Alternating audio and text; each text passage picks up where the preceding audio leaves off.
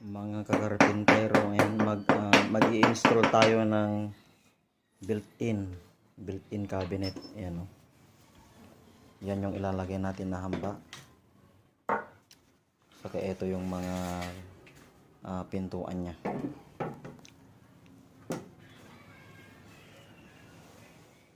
Okay mga kakarpintero, na-layout na namin. Ito, maglalagay tayo ng dowel dyan. Yan, maglalagay tayo ng dowel dyan. Babarinahin natin gamit ng concrete bit at saka drill. Tapos lalagyan natin ng dowel. Yan, kabilaan. Tapos isasalpak natin yung hamba natin. Yan. Tapos maglalagay tayo ng shelvings.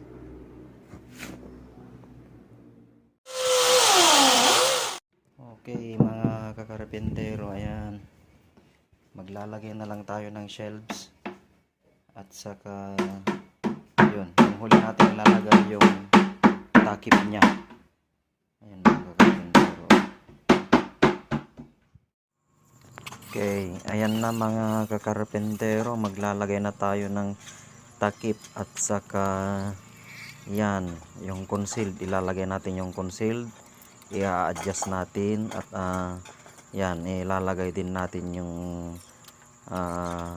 puller na, yung handle mga kakarpentero. Ayan, no, dapat po talaga yung ano natin, yung pintuan, hindi po yan maggagasgas kasi yung gagamitin natin mga kakarpentero, yung concealed hinges na number 1. ayan, napakaganda po kasi may adjustment po yan. Pwede mong i-move pa kaliwa at pa kanan mga kakarpentero, at saka pwede rin nyo na i-adjust kung gusto mo itaas at ibaba yung ano natin, yung pintuan natin. Ayan na, nasalpak na natin at saka yan, ayan na, nilalagay na lang yung ano, yung handle. Ayan mga kakarpentero. Okay, ayan, patapos na mga kakarpentero. Okay mga kakarpentero, ayan, natapos na namin. Thank you for watching.